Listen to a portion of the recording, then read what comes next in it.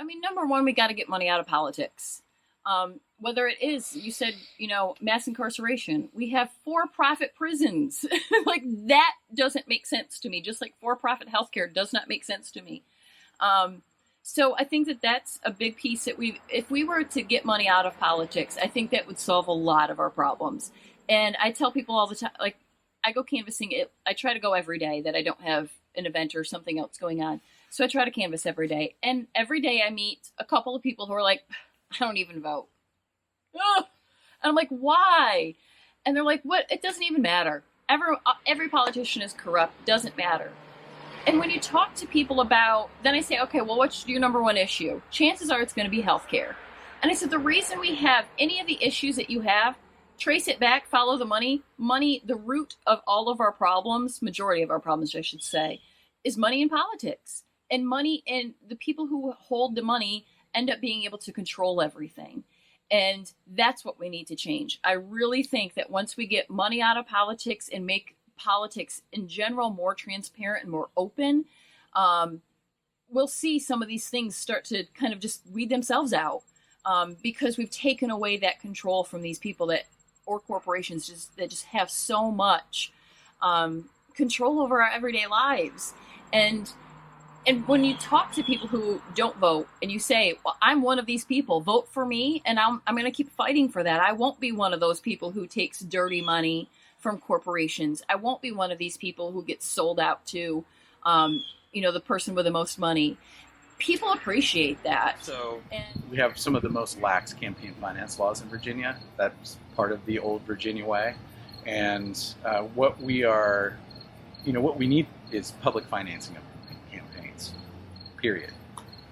And we need to get there as quickly as possible, because I can tell you what's not sustainable is fighting corporate money in politics, because we're not taking any corporate donations or from industry interest groups that are trying to push a certain something for their financial gain.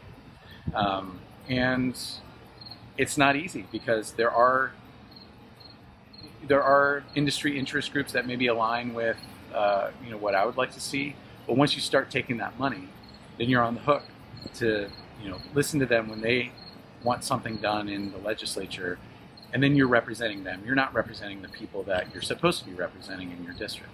So, I think that's at the core of so many of our problems in the United States and in Virginia is corporate cash. Just the influence of big money in politics, the influence of corporate money.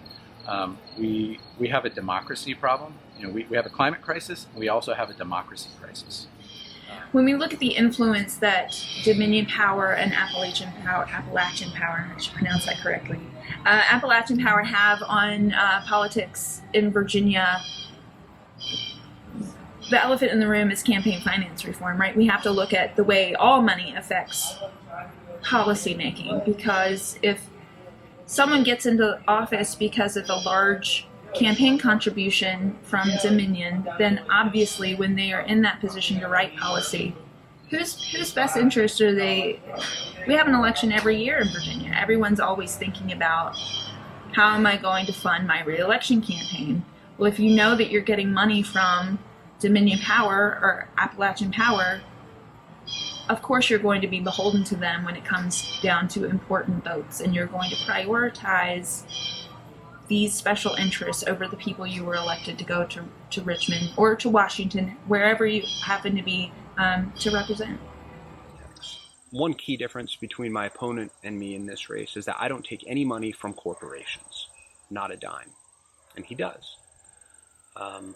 And I think when you do that, it erodes public trust in representatives who take that money.